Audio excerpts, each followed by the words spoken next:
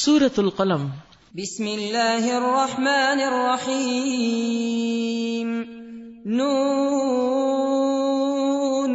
والقلم وما يسطرون ما انت بنعمت ربک بمجنون وإن لك لأجرا غير ممنون وإنك لعلى خلق عظيم۔ شروع کرتی ہوں اللہ کے نام سے جو بے انتہا مہربان نہایت رحم فرمانے والا ہے۔ نون، قسم ہے قلم کی اور اس چیز کی جسے لکھنے والے لکھ رہے ہیں۔ یہاں اللہ سبحانہ تعالی قلم کی قسم کھا رہے ہیں۔ حدیث میں آتا ہے کہ اللہ نے 4 چیزوں کو اپنے ہاتھ سے پیدا کیا، عرش، قلم، آدم اور جنت عدن۔ پھر تمام مخلوقات سے کہا کہ ہو جا، اور وہ ہو گئیں۔ جب اللہ تعالیٰ کسی چیز کی قسم کھاتے ہیں تو اس سے مراد اس چیز کی اہمیت بتانا بھی مقصود ہوتا ہے، اس کا ایک خاص شرف ہوتا ہے، یہ اس چیز کے لیے ایک عزت کا باعث ہوتا ہے۔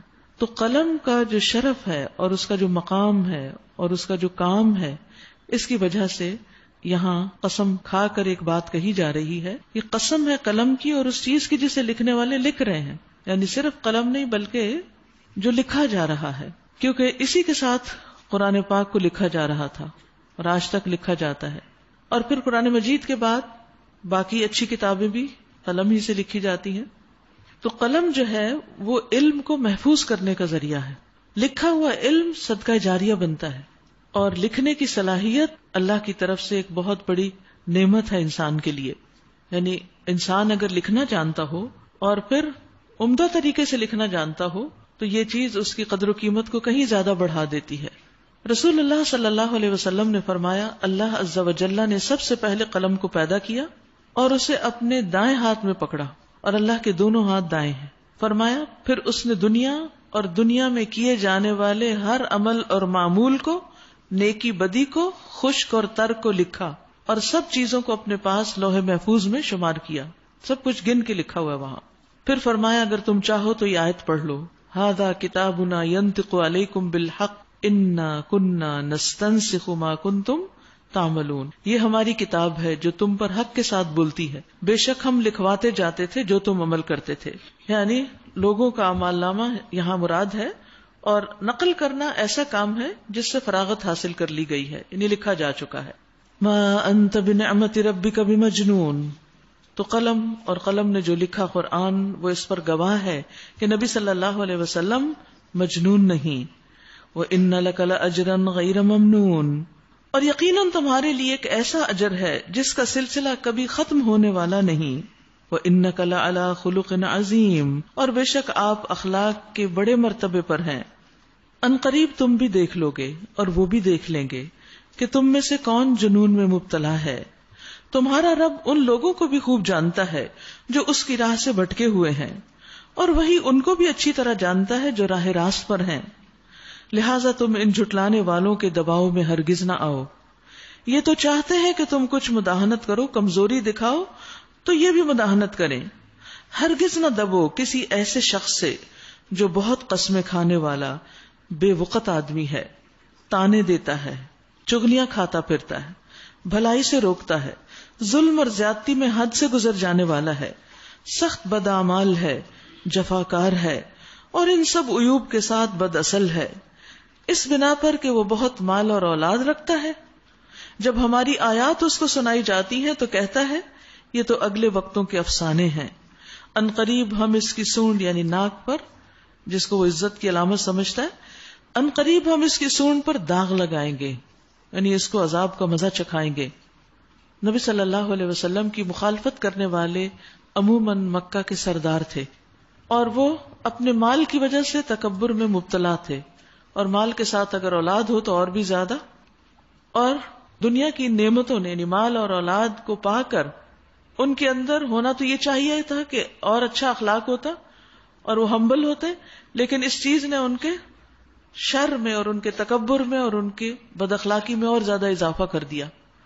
اور کیا کچھ ان کے اندر آ گیا، عیب جوئی، چغل خوری، اور پھر خیر سے روکنا اور بد مزاجی، اور یہ تمام برائیاں جو اخلاقی برائیاں شمار ہوتی ہیں، یہ ان کے اندر پیدا ہو گئی.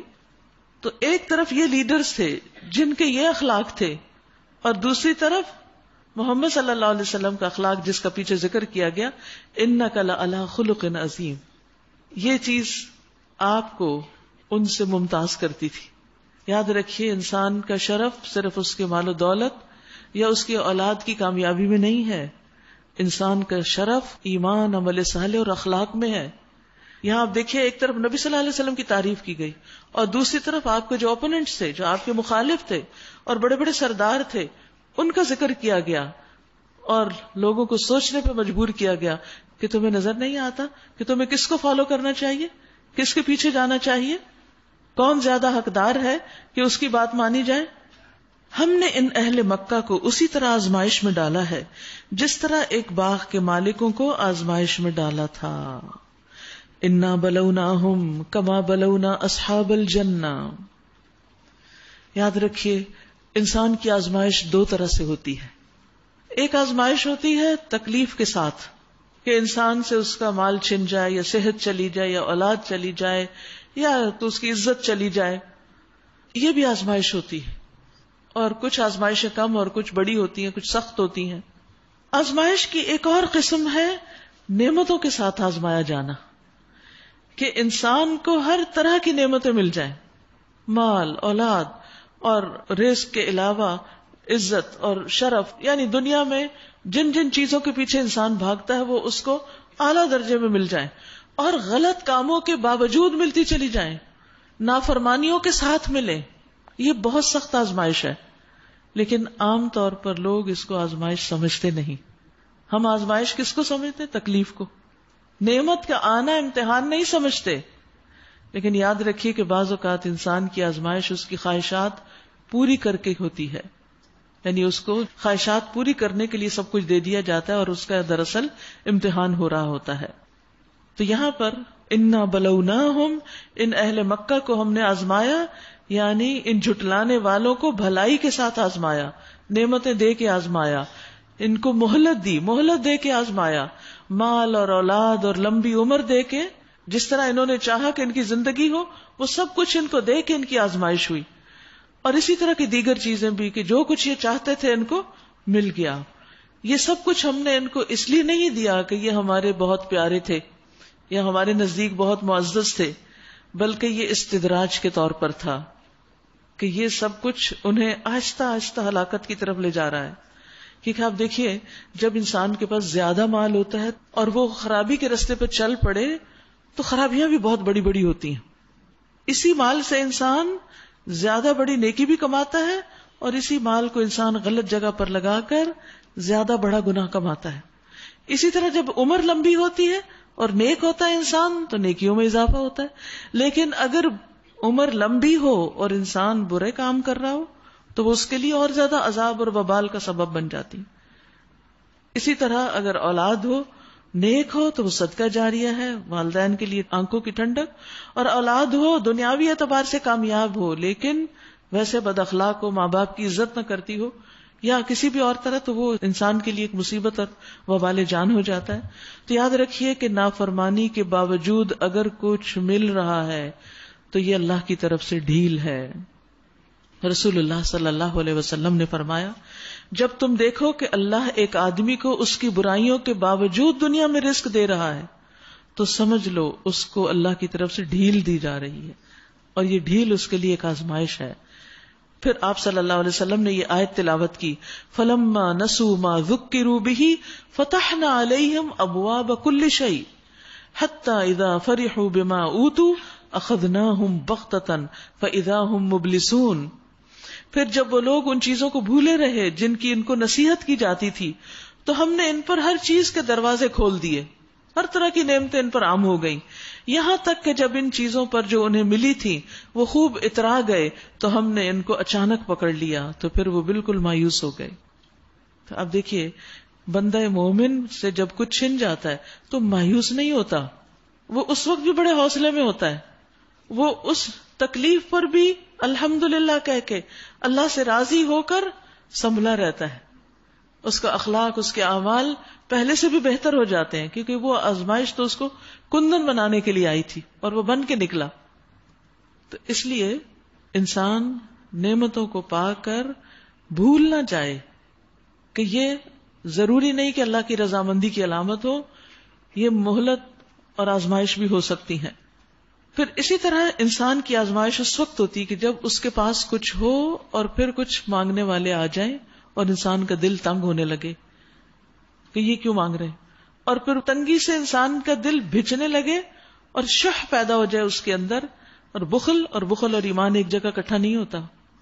عبداللہ بن عمر کہتے ہیں کہ رسول اللہ صلی اللہ علیہ وسلم نے فرمایا، بے شک اللہ کے پاس لوگوں کے لیے نعمتیں ہیں، وہ انہیں ان کے پاس اس وقت تک باقی رکھتا ہے جب تک وہ مسلمانوں کی حاجات پوری کرنے میں لگے رہتے ہیں اور ان سے تنگ نہیں ہوتے، اور جب وہ ان سے تنگ ہوتے ہیں کہ یہ ہر وقت ہمیں لوگوں کی خدمت اور مدد کرنی پڑتی ہے، تو وہ انہیں دوسرے لوگوں کی طرف منتقل کر دیتا ہے، ان سے لے لیتا ہے.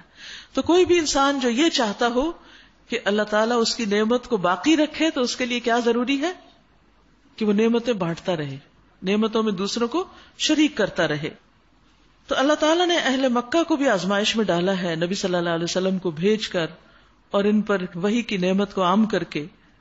تو یہاں ایک باغ والے کا قصہ سنا کر ان کو نصیحت کی جا رہی ہے. جب انہوں نے قسم کھائی، یعنی باغ والوں نے، کہ صبح سویرے ضرور اپنے باغ کے پھل توڑیں گے، اور وہ کوئی استثناء نہیں کر رہے تھے، یعنی انہوں نے انشاءاللہ نہیں کہا. رات کو وہ سوئے پڑے تھے کہ تمہارے رب کی طرف سے ایک بلا اس باغ پہ پھر گئی اور اس کا ایسا حال ہو گیا جیسے کٹی ہوئی فصل ہو. صبح ان لوگوں نے ایک دوسرے کو پکار کے کہا کہ اگر پھل توڑنے ہیں تو سویرے سویرے اپنی کھیتی کی طرف چل نکلو. چنانچہ وہ چل پڑے اور آپس میں چپ کے کہتے جاتے تھے، آج کوئی مسکین تمہارے پاس اس باغ میں نہ آنے پائے. وہ کچھ نہ دینے کا فیصلہ کیے ہوئے صبح سویرے جلدی اس طرح وہاں گئے جیسے کہ وہ پھل توڑنے پہ قادر ہیں، یعنی جیسے ان کا اپنا ہی اختیار ہے. مگر جب باغ کو دیکھا تو کہنے لگے، ہم راستہ بھول گئے ہیں، نہیں بلکہ ہم محروم رہ گئے ہیں، بل نحن محرومون. ان میں جو سب سے بہتر آدمی تھا اس نے کہا، میں نے تم سے کہا نہ تھا کہ تم تسبیح کیوں نہیں کرتے؟ یعنی تمہیں اللہ نے نعمتیں دی ہیں، اللہ کا ذکر کرو، اللہ کو یاد کرو. وہ پکار اٹھے، سبحان ربنا انا کنا ظالمین، پاک ہے ہمارا رب، واقعی ہم گناہگار تھے. پھر ان میں سے ہر ایک دوسرے کو ملامت کرنے لگا، بلیم گیم. عام طور پہ ہوتا یہی کہ جب کوئی نقصان ہوتا ہے تو دوسروں پہ ڈال دیا جاتا ہے. آخر کو انہوں نے کہا، یعنی پھر بھی مسئلہ تو نہیں حل ہوا، افسوس ہمارے حال پر، بے شک ہم سرکش ہو گئے تھے. یعنی انہیں اپنی غلطی کا احساس ہو گیا. بعید نہیں کہ ہمارا رب ہمیں بدلے میں اس سے بہتر باغ عطا کرے، کیونکہ انہوں نے اپنی غلطی کا اعتراف کر لیا. سبحان ربنا انا کنا ظالمین. ہم اپنے رب کی طرف رجوع کرتے ہیں، انا الی ربنا راغبون، یعنی آئندہ ہم اس باغ کی یا جو بھی نعمت ہوگی اس کی خیر کو روکیں گے نہیں، ہم اللہ کی راہ میں صدقہ کرتے رہیں گے. کذالک العذاب، ایسا ہوتا ہے عذاب، اور آخرت کا عذاب اس سے بھی بڑا ہے. تو یاد رکھیے، بعض اوقات اللہ دنیا میں کسی کو امتحان میں ڈالتا ہے کہ انسان ہوش میں آ جائے اور توبہ کر لے اور آئندہ کے لیے باز آ جائے تاکہ آخرت کی پکڑ سے بچ جائے. اب آپ دیکھیے کہ جو شخص اس اخلاق اور اس کردار کا مالک ہو اور اسی حال میں اس کی موت آ جائے تو پھر آگے اس کا انجام کیا ہوگا؟ ان للمتقین عند ربهم جنات النعیم، یقیناً تقوی والوں کے لیے ان کے رب کے پاس نعمت بھری جنتیں ہیں. کیا ہم فرما برداروں کا حال مجرموں کا سا کر دیں؟ یعنی نیک اور بد ایک جیسے ہو جائیں؟ تم لوگوں کیا ہو گیا ہے؟ تم کیسے فیصلے کرتے ہو؟ کیا تمہارے پاس کوئی کتاب ہے جس میں تم یہ پڑھتے ہو کہ تمہارے لیے ضرور وہاں وہی کچھ ہے جو تم اپنے لیے پسند کرتے ہو؟ یعنی آخرت میں تمہیں وہی ملے گا جو تم چاہو گے؟ یہ کسی کتاب میں پڑھا تم نے؟ یا پھر کیا تمہارے لیے روز قیامت تک ہم پر کچھ عہد و پیمان ثابت ہے؟ یعنی ہم نے کوئی کمٹمنٹ تم سے کر رکھی ہے کہ تمہیں وہی کچھ وہاں ملے گا جس کا تم فیصلہ کرو گے، یعنی تمہاری چوائس پر ہے سب کچھ؟ ان سے پوچھو تم میں سے کون اس کا ضامن ہے، کون یہ گارنٹی دیتا ہے کہ ایسا ہی ہوگا؟ یہ تو محض تمہارے خیال ہیں. یا پھر ان کے ٹھہرائے ہوئے کچھ شریک ہیں جنہوں نے اس بات کا ذمہ لیا ہو؟ یہ بات ہے تو لائیں اپنے شریکوں کو اگر یہ سچے ہیں. صاف واضح ہو گئی بات کہ اچھا اور برا برابر نہیں ہوتا. انسان اپنے اعمال کا جائزہ لیتا رہے اور غلطیوں سے نکل کر نیکیوں کی راہ اپنائے. ورنہ افنجعل المسلمین کالمجرمین، مسلم جو اطاعت گزار ہے اور مجرم جو نافرمانی کرتا ہے دونوں ایک جیسے نہیں ہوتے، ہو بھی نہیں سکتے، انجام بھی نہیں ایک جیسا. جس روز سخت وقت آ پڑے گا یعنی قیامت کے دن، اور لوگوں کو سجدہ کرنے کے لیے بلایا جائے گا تو یہ لوگ سجدہ نہ کر سکیں گے، ان کی نگاہیں نیچی ہوں گی، شرمندگی کے مارے سر نہیں اٹھائیں گے، ذلت ان پہ چھا رہی ہوگی. یہ جب صحیح سالم تھے اس وقت انہیں سجدے کے لیے بلایا جاتا تھا اور یہ انکار کرتے تھے. تو یہاں دنیا میں سجدہ نہ کرنے والوں کا انجام بتایا جا رہا ہے. یاد رکھیے ہر جزا عمل ہی کی قسم میں سے ہوتی، جیسا کام ویسی ہی جزا یا سزا. تو یہ جھکتے نہیں تھے نا، اکڑ کے کھڑے رہتے تھے، اپنے کاموں میں لگے رہتے تھے. تو قیامت کے دن ان کی کمر گائے کے سینگ کی طرح اکڑ جائے گی، نیچے جھک ہی نہیں سکیں گے، سجدہ نہیں کر سکیں گے. اور یہ کب ہوگا؟ جب قیامت کے دن حشر کے میدان میں اللہ تعالیٰ اپنی تجلی فرمائے گا. اس وقت جب انہیں بلایا جائے گا سجدہ کرنے کے لیے تو ہر شخص سجدے میں گر پڑے گا سوائے ان لوگوں کے جو دنیا میں سجدہ نہیں کرتے، نماز نہیں پڑھتے. وہ کرنے کا ارادہ بھی کریں گے تو کر نہیں سکیں گے. اور جب آپ دیکھیے سب سجدے میں پڑے ہوئے اور آپ نہیں جا سکتے تو یہ تصور بھی انسان کا دل دہلا دیتا ہے، اور اس وقت پھر وہ سامنا نہ کر سکیں گے اللہ تعالیٰ کا. تو یاد رکھیے کہ نماز نہ پڑھنا کوئی معمولی گناہ نہیں ہے، بہت بڑا ظلم ہے اپنے آپ پر. حدیث میں آتا ہے ہر منافق باقی رہ جائے گا، وہ سجدہ کرنے کی طاقت نہ رکھے گا. نبی صلی اللہ علیہ وسلم نے فرمایا ہمارا رب قیامت کے دن اپنی پنڈلی کھولے گا، صحیح بخاری کی حدیث ہے. اس وقت ہر مومن مرد اور عورت اس کے لیے سجدے میں گر پڑیں گے، صرف وہ باقی رہ جائیں گے جو دنیا میں دکھاوے اور ناموری کے لیے سجدے کرتے تھے، دکھاوے کی نماز پڑھتے تھے، دکھاوے کے لیے لمبے لمبے سجدے کرتے تھے. جب وہ سجدہ کرنا چاہیں گے تو ان کی پیٹھ تختہ ہو جائے گی، جھک ہی نہیں سکیں گے. تب آپ دیکھیے منافق کی بھی سزا یہی بتائی گئی، اور پھر غفلت سستی سے جو نماز پڑھے، اور اس کے علاوہ جو دکھاوے کی نماز پڑھے. الذین ھم یراؤن، جو لوگ اپنی نمازوں سے لوگوں کو متاثر کریں اور ان کا چرچا کریں. بس اے نبی صلی اللہ علیہ وسلم تم اس کلام کے جھٹلانے والوں کا معاملہ مجھ پہ چھوڑ دو، ہم ایسے طریقے سے ان کو بتدریج تباہی کی طرف لے جائیں گے کہ ان کو خبر بھی نہ ہوگی. میں ان کی رسی دراز کر رہا ہوں، میری چال بڑی زبردست ہے. کیا تم ان سے کوئی اجر طلب کر رہے ہو کہ یہ اس چٹی کے بوجھ تلے دبے جا رہے ہوں؟ کیا ان کے پاس غیب کا علم ہے جسے یہ لکھ رہے ہوں؟ بس اپنے رب کا فیصلہ صادر ہونے تک صبر کرو اور مچھلی والے یعنی یونس علیہ السلام کی طرح نہ ہو جاؤ. جب اس نے پکارا تھا اور وہ غم سے بھرا ہوا تھا، اگر اس کے رب کی مہربانی اس کے شامل حال نہ ہو جاتی تو وہ مذموم ہو کر چٹیل میدان میں پھینک دیا جاتا. آخر کار اس کے رب نے اسے برگزیدہ فرما لیا اور اسے صالح بندوں میں شامل کر لیا. تو باغ والوں نے بھی سبحان ربنا انا کنا ظالمین پڑھا، اور یونس علیہ السلام کی بھی نجات کس سے ہوئی؟ لا الہ الا انت سبحانک انی کنت من الظالمین، اپنے قصور کے اعتراف سے. جب یہ کافر لوگ کلام نصیحت یعنی قرآن سنتے ہیں تو تمہیں ایسی نظروں سے دیکھتے ہیں کہ گویا تمہارے قدم اکھاڑ دیں گے، اور کہتے ہیں یہ ضرور دیوانہ ہے، حالانکہ یہ تو سارے جہان والوں کے لیے ایک نصیحت ہے. یاد رکھیے کہ یہاں پر نبی صلی اللہ علیہ وسلم کی مخالفت کرنے والوں کے مختلف انداز بتائے گئے. کوئی تو پتھر پھینکتا، کوئی گالی دیتا، کوئی طرح طرح کے نام رکھتا، کوئی کوڑا پھینکتا آپ کے راستے میں، اور کوئی نظر لگانے کی کوشش کرتا، نظروں سے اچکنے کی کوشش کرتا. تو اس سے یہ پتہ چلتا ہے کہ اگر اللہ کی حمایت اور حفاظت نہ ہوتی تو آپ صلی اللہ علیہ وسلم حاسدوں کی نظروں کا شکار ہو جاتے. جس سے یہ پتہ چلتا ہے کہ نظر کا لگنا حق ہے، نظر لگتی ہے. نظر لگنے کے سلسلے میں 2-3 چیزیں یاد رکھیے. نمبر 1 یہ کہ نظر اپنے آپ کو اپنی بھی لگ سکتی ہے. ضروری نہیں کہ نظر لگانے والا آپ کا حاسد ہی ہو سکتا ہے آپ سے محبت کرنے والا ہو. جیسے ماں کی نظر بچے کو لگ جاتی، جو ہی کہتی آج تو اس نے خوب دودھ پی لیا ہے، پھر دیکھیے اس کے بعد کیا ہوتا ہے. تو اس میں آپ دیکھیے ضروری نہیں کہ کسی کا ارادہ ہو نظر لگانے کا، اور اگر کوئی ارادہ کرے تو ضروری نہیں کہ وہ لگا سکے، یہ کسی کے اختیار میں نہیں ہے، لیکن کسی بھی طرح لگ سکتی ہے. ہوتا کیا ہے؟ ہوتا یہ کہ جب انسان کسی چیز کو دیکھتا ہے تو اس کے دل میں خاص قسم کی کیفیت پیدا ہوتی ہے. پھر عموماً کیا ہوتا ہے، جو چیز دل میں آتی ہے ہم وہ زبان سے بولنا شروع کر دیتے ہیں. جو ہی زبان سے ہم کچھ بولتے ہیں تو کیا ہوتا ہے، اس کے زہریلے اثرات جو ہیں، یعنی الفاظ جو ہیں ہوا میں گم ہو جاتے ہیں. تو جو ہی منہ سے کوئی بات ہم نکالتے ہیں تو اس کے اثرات ہوتے ہیں. پھر جس چیز کو دیکھ کے ہم خوش ہو رہے ہیں، جس چیز کے بارے میں ہم بول رہے ہیں یا ہم اترا رہے ہیں یا کچھ، اس پر اس کے برے اثرات ہو جاتے ہیں. اسی طرح نابینا شخص کی بھی نظر لگ جاتی ہے جبکہ وہ دیکھ نہیں رہا ہوتا. ضروری نہیں کہ نگاہ کے اندر سے کوئی زہر آ رہا ہو. ہوتا یہ ہے کہ جب کسی کو کوئی اچھی چیز بتائی جاتی ہے تو وہ کانوں سے سنتا ہے. کان بھی دل کا دروازہ ہے جیسے آنکھیں دل کا دروازہ ہے. اب وہ کان سے جب بندہ سنتا ہے، مثلا یہاں سے آپ فون کر کے کسی کو بتاتے ہیں دور بیٹھے شخص کو کہ یہ ہو گیا یہ ہو گیا، اچھی اچھی باتیں بہت ساری کر دیتے ہیں جوش میں آ کے، تو نتیجہ کیا ہوتا ہے، وہ وہاں بیٹھا ہے، اس کے دل میں وہاں ہلچل ہوئی، اس نے فون پر کوئی بات کی اور وہ ویوز ٹریول کر کے جہاں ان کا اثر ہونا تھا وہ ہوا، وہ بھی لگ جاتی ہے نظر.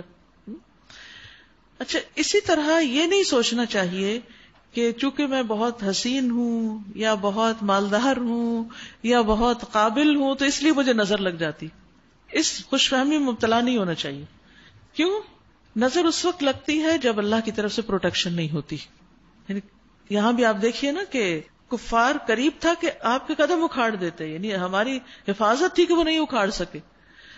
تو جب پروٹیکشن کی دعائیں، صبح شام کی دعائیں، یا ویسے اللہ کا ذکر، یا جیسے کوئی تعریف کرنے والا اللہ کا ذکر نہیں کرتا، جیسے ماشاء اللہ کہے، تبارک اللہ کہے، بارک اللہ فیکم، یہ نہیں کہتا، تو پھر کیا ہوتا ہے، یعنی اللہ کا ذکر جس تعریف میں نہیں ہوتا شامل، تو پھر وہاں نقصان ہوتا ہے، کیونکہ اللہ کی مدد ختم ہو جاتی. ہاں اللہ کا اذن ہے، اس کے باوجود وہ معاف کر دے ہماری کوتاہیوں کو اور وہ ہمیں اس نگاہ کے شر سے بچا لے. تو اصل کرنے کا کام کیا ہے؟ اس وہم میں ہر وقت نہ پڑے رہے کہ اس نے نظر لگا دی اس نے لگا دی. کرنے کا کام یہ کہ ہم اپنی حفاظت کریں. جیسے اپنا امیون سسٹم جب کمزور ہو جاتا ہے تو ہم کیا کرتے ہیں، اس کو بڑھانے کی کوشش کرتے ہیں، ایکسرسائز بڑھاتے ہیں اور ایسی دوائیاں یا ایسی چیزیں، ایسی فوڈ لیتے ہیں کہ ہمارے اندر کا سسٹم سٹرونگ ہو. اسی طرح اپنا روحانی سسٹم سٹرونگ کرنے کی ضرورت ہے اور بھی زیادہ. تو یہ تھا خود بچاؤ کا طریقہ. لیکن اس کے باوجود اللہ کا جب اذن ہوتا ہے تو کوئی بھی چیز بڑے سے بڑا پردہ بھی پھاڑ سکتی ہے. اس صورت میں اگر محسوس ہو کہ کس کی نظر لگی ہے تو اس کے وضو کا پانی، اور جہاں پر یہ ہم ازار باندھتے ہیں یعنی نچلے حصے کا پانی، یعنی جس ٹب میں انسان کھڑا ہو جائے وضو کرے اور نچلے حصے پہ پانی ڈالے، یعنی کھڑا ہو کر اس حصے میں، اور وہ پانی جو ہے وہ اس شخص پر بہا دیا جائے جس کو نظر لگی ہے، تو انشاءاللہ وہ صحت یاب ہو جائے گا اللہ کے فضل سے. دیکھیے یہ سارا علم کہاں سے آیا ہے؟ یہ وحی کے ذریعے ہمیں پتہ چلا ہے. ہمارے پاس کوئی مشاہدے کی لیب نہیں ہے کہ جس سے پتہ چلے کہ یہ نگاہیں کیا کر رہی ہیں اور دلوں میں کیا ہو رہا ہے اور زبانیں کیا بول رہی ہیں اور یہ سب کیا ہے. یہ اللہ کی رحمت ہے کہ اس نے ہمیں یہ سب کچھ دیا، اور یہ نبی صلی اللہ علیہ وسلم کی صحیح احادیث سے یہ سب باتیں پتہ چلتی ہیں، اور پھر علاج بھی پتہ چلتا ہے. اچھا بعض اوقات ایسا ہوتا ہے کہ پتہ ہی نہیں کہ کون ہے، کس کو کہیں، یا پتہ ہوتا ہے اور اس سے کہیں تو وہ مائنڈ کر جاتا ہے کہ اچھا میں تمہارا کوئی دشمن ہوں. نہیں، آپ دشمن نہیں ہے، یہ تو کسی کی بھی لگ سکتی ہے، دشمن ہو یا نہ ہو، محبت کرنے والوں کی بھی بعض اوقات زیادہ لگ جاتی ہے.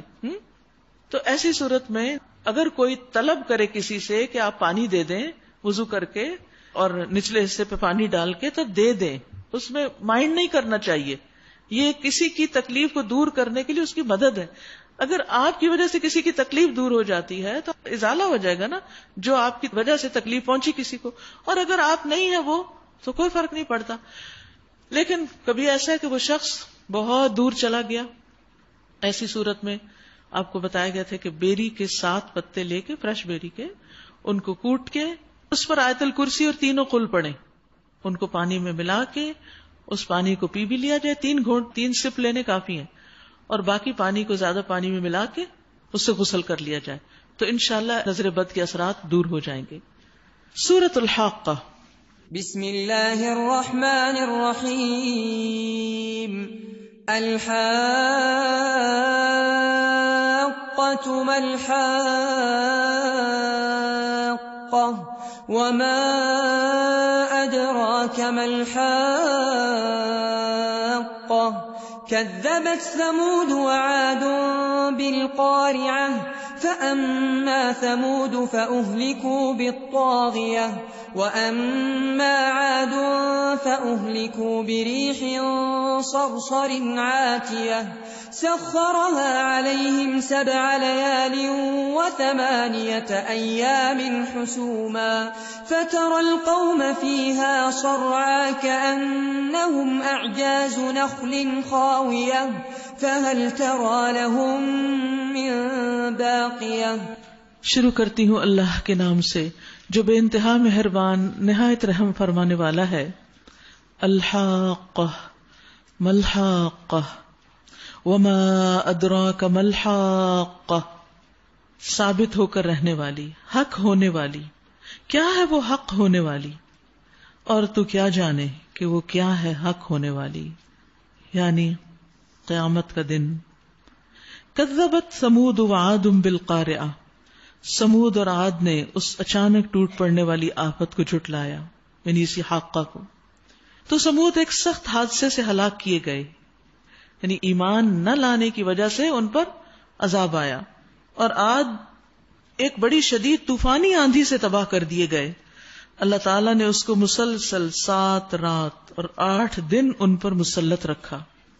تم وہاں ہوتے تو دیکھتے کہ وہ وہاں کس طرح پچھڑے پڑے ہیں، جیسے وہ کھجور کے بوسیدہ تنے ہوں، یعنی کھجور کے درخت آندھیوں سے گر جاتے ہیں نا، تو ایسے ہی لوگ مرے پڑے تھے، گرے پڑے تھے جگہ جگہ. اب کیا ان میں سے کوئی تمہیں باقی بچا نظر آتا ہے؟ یعنی ان کی تو نسل ہی ختم ہو گئی. اور اسی خطائے عظیم کا ارتکاب فرعون اور اس سے پہلے کے لوگوں نے اور تلپٹ ہو جانے والی بستیوں نے کیا. ان سب نے اپنے رسول کی بات نہ مانی تو اس نے ان کو بڑی سختی کے ساتھ پکڑا. جب پانی کا طوفان حد سے گزر گیا تو ہم نے تمہیں کشتی میں سوار کر دیا تاکہ اس واقعے کو تمہارے لیے ایک سبق آموز یادگار بنا دیں. وَتَعِيَهَا أُذُنٌ وَاعِيَةٌ، اور یاد رکھنے والے کان اس کی یاد محفوظ رکھیں. یاد رکھیے کان علم کا دروازہ ہے. آپ مثلا اس وقت جو کچھ سن رہے ہیں وہ کانوں سے ہی سن رہے ہیں، اور سن کر وہ کہاں جا رہا ہے؟ دل میں جا رہا ہے، اگر آپ اس کو اجازت دے رہے ہیں اندر جانے کی. تو پھر جس کے اذن واعیہ ہوتے ہیں اس کا دل بھی واعی ہوتا ہے. اسی لیے کہا جاتا ہے قلب واعٍ و اذن واعیہ، یعنی جس طرح دل کی یہ صفت ہے کہ وہ باتوں کو یاد رکھتا ہے، جو دل پہ لگ جاتی ہے نا وہ بھولتی نہیں ہے پھر، اور جو بے دلی سے آپ سنتے ہیں وہ اڑ جاتی ہے، چلی جاتی ہے. تو اسی طرح کانوں کو بھی محفوظ رکھنے والے کی صفت سے یہاں ذکر کیا گیا ہے. تو کان جو ہے یہ اللہ کی بہت بڑی نعمت ہے، اور دل کے ساتھ ان کا تعلق ہے. جو کچھ ہم ان سے سنتے ہیں وہ اندر جا کے بیٹھ جاتا ہے. اس لیے اس بات کا بھی دھیان رکھنا چاہیے کہ ہم کیا سن رہے ہیں، کس مجلس میں بیٹھے ہیں، کس طرح کی باتیں سنتے رہتے ہیں سارا دن. میوزک سنتے ہیں تو اس کا اپنا اثر ہوگا، قرآن سنتے ہیں تو اپنا اثر ہوگا، جھوٹی خبریں سنتے ہیں تو اور اثر ہوگا، اور سچی باتیں سنتے ہیں تو اور اثر ہوگا. اچھے لوگوں کی مجلس میں بیٹھے تو کانوں کے ذریعے اچھی باتیں سنیں گے تو آپ کا دل اچھا ہوگا، اور بد اخلاق لوگوں کے ساتھ ہوں اور ان کی بد اخلاقیاں سنیں تو آپ کا دل میلا ہوگا. تو کان جو ہے ہماری زندگی میں بہت اہم رول پلے کرتے ہیں. اسی لیے وہ دعا مانگی گئی نا، اللہم متعنی بسمعی وبصری، اللہ مجھے میرے کان اور میری آنکھوں سے فائدہ پہنچا اور ان دونوں کو میرا وارث بنا دے. یعنی جو کچھ میں ان سے حاصل کروں اور اس پر عمل کروں اور اس کو آگے پہنچاؤں وہ میرے لیے صدقہ جاریہ بن جائے، اور جب تک میں زندہ ہوں یہ میری صلاحیتیں کام کرتی رہیں. کیونکہ وقت کے ساتھ ساتھ نگاہ بھی کمزور ہوتی ہے اور سماعت پر بھی اثر پڑتا ہے. ایک وقت آتا ہے کہ آپ بات سن کے کہتے ہیں اچھا کیا کہا، دوبارہ بولو، سمجھ نہیں آئی، بار بار کہلوانا پڑتا دوسرے سے. تو ان نعمتوں کا شکر ادا کرتے رہیں، ان کو خیر کے کاموں میں لگا کر، اور یہ دعا پڑھتے رہیں کہ اللہ مرتے دم تک یہ سلامت رہے کہ ان سے مجھے فیض پہنچے. ایک اسکالر کے بارے میں پڑھ رہی تھی کہ وہ کہتے ہیں کہ میں یہ دعا پڑھتا تھا، اللہ نے اس دعا کی برکت سے مجھے اس عمر میں، جبکہ میری عمر 84 سال ہو چکی ہے، میں خود ڈرائیو کرتا ہوں، میں پڑھتا بھی ہوں، پڑھاتا بھی ہوں، اور مجھے کوئی کمزوری محسوس نہیں ہوتی. اللہ کی رحمت ہے کہ اللہ ان صلاحیتوں سے لمبی عمر تک فائدہ دے. ورنہ آپ دیکھیے کہ ان صلاحیتوں کے بغیر زندگی نکمی ہے، بیکار ہے، دوسروں کے لیے بوجھ ہے، کیونکہ آپ نہ کسی کی مدد کر سکتے ہیں نہ کسی کے کام آ سکتے ہیں۔ پھر جب ایک دفعہ سور میں پھونک مار دی جائے گی اور زمین اور پہاڑوں کو اٹھا کر ایک ہی چوٹ میں ریزہ ریزہ کر دیا جائے گا، اس روز وہ ہونے والا واقعہ پیش آ جائے گا۔ اس دن آسمان پھٹے گا اور اس کی بندش ڈھیلی پڑ جائے گی، فرشتے اس کے اطراف و جوانب میں ہوں گے، اور 8 فرشتے اس روز تیرے رب کا عرش اپنے اوپر اٹھائے ہوئے ہوں گے۔ اس سے عرش کا بھی پتہ چلتا ہے، اور پھر فرشتوں کا بھی جو عرش اٹھاتے ہیں۔ وہ دن ہوگا جب تم لوگ پیش کیے جاؤ گے، تمہارا کوئی راز بھی چھپا نہ رہ جائے گا۔ اللہ اکبر، کوئی چیز چھپا نہ سکیں گے۔ تو یاد رکھیے، دنیا میں پھر انسان کو اپنی تنہائیوں کے اوقات کا جائزہ لینا چاہیے کہ جب کوئی میرے ساتھ نہیں ہوتا تو میں کیا کرتی ہوں، اکیلے میں کیسے ہوتی ہوں۔ تو یاد رکھیے کہ تزکیہ اور تقویٰ اس وقت تک ہوتا نہیں جب تک انسان کی تنہائی پاکیزہ نہیں ہو جاتی۔ اکیلے میں انسان اچھے اچھے کام کرے، یعنی یہ نہیں کہ سب لوگوں کے سامنے تو شرافت کا مظاہرہ اور اکیلے میں غیبت یا چغلی یا پھر بدگمانی۔ ہم اکیلے کب ہوتے ہیں؟ جب اپنے ساتھ ہوتے ہیں نا، یا پھر لوگوں کی نظر سے اوجھل ہوتے ہیں۔ تو اپنی تنہائیوں کو بھی اللہ کی یاد، اللہ کے ذکر، اللہ سے دعا، ان چیزوں میں صرف کرنا چاہیے، اللہ سے مدد مانگنے میں، اپنے گناہوں پہ رونا چاہیے، چھپ کے نیکی کے کام کرنے چاہیے، دایاں ہاتھ دے اور بائیں کو پتہ نہ چلے، خیر اور بھلائی کے کاموں میں مصروف ہونا چاہیے، نہ کہ اس کے برعکس، کیونکہ وہاں کوئی چھپی ہوئی چیز چھپی نہ رہ جائے گی۔ یعنی اگر چھپ کے نیک کام کیے تو وہ بھی سامنے آ جائیں گے۔ اس وقت جس کا نامہ اعمال اس کے سیدھے ہاتھ میں دیا جائے گا، وہ کہے گا لو دیکھ لو، پڑھو میرا نامہ اعمال۔ اس وقت رک کے سوچیں، کیا ہم آج کے دن کی اپنی کتاب کسی کو دکھا سکتے ہیں؟ یہ پڑھو، دیکھو میں کیا کچھ کر چکی ہوں صبح سے لے کے اب تک۔ یعنی ہر دن کے اعمال نامے پر اسی طرح کی نظر ڈالنی چاہیے کہ کیا میں یہ اپنا کسی کو پڑھنے کے لیے دے سکتی ہوں کہ کوئی دیکھ لے۔ ہم انکمفرٹیبل ہو جاتے ہیں، تو اللہ سبحانہ وتعالی ہمیں ایسے اعمال کی توفیق دے کہ جب وہ قیامت کے دن کھلے تو ہمیں کوئی شرمندگی نہ ہو، اور اگر کوئی شرمندگی والے کام کر چکے تو اللہ ہمیں توبہ کی توفیق دے تاکہ وہ مٹ جائیں ہمارے نامہ اعمال سے اور قیامت کے دن کی رسوائی سے بچ سکیں۔ وہ کہے کہ لو دیکھو، پڑھو میرا نامہ اعمال، میں سمجھتا تھا کہ مجھے ضرور اپنا حساب ملنے والا ہے۔ پس وہ دل پسند عیش میں ہوگا، عالی مقام جنت میں، جس کے پھلوں کے گچھے جھکے پڑ رہے ہوں گے۔ ایسے لوگوں سے کہا جائے گا مزے سے کھاؤ اور پیو اپنے ان اعمال کے بدلے جو تم نے گزرے ہوئے دنوں میں کیے۔ اور جس کا نامہ اعمال اس کے بائیں ہاتھ میں دیا جائے گا، وہ کہے گا کاش میرا نامہ اعمال مجھے نہ دیا گیا ہوتا اور میں نہ جانتا کہ میرا حساب کیا ہے۔ کاش میری وہی موت جو دنیا میں آئی تھی فیصلہ کن ہوتی، یعنی مجھے دوبارہ اٹھا کے یہ سب نہ دیا جاتا۔ آج میرا مال میرے کچھ کام نہ آیا، میرا سارا اقتدار ختم ہو گیا، یعنی دنیا میں جو کوئی اتھارٹی مجھے حاصل تھی وہ بھی ختم ہے۔ حکم ہوگا پکڑو اسے اور اس کی گردن میں توق ڈال دو، پھر اسے جہنم میں جھونک دو، پھر اس کو 70 ہاتھ لمبی زنجیر میں جکڑ دو۔ یہ نہ اللہ بزرگ و برتر پر ایمان لاتا تھا اور نہ مسکین کو کھانا کھلانے کی ترغیب دیتا تھا، یعنی کہ کھلاتا نہیں تھا، موٹیویٹ نہیں کرتا تھا اس پر۔ لہذا آج نہ یہاں اس کا کوئی یار غم خار ہے اور نہ زخموں کے دھون کے سوا اس کے لیے کوئی کھانا جسے خطا کاروں کے سوا کوئی نہیں کھاتا۔ یاد رکھیے، ایمان اور مساکین کا خیال کرنا باہم لازم و ملزوم ہے۔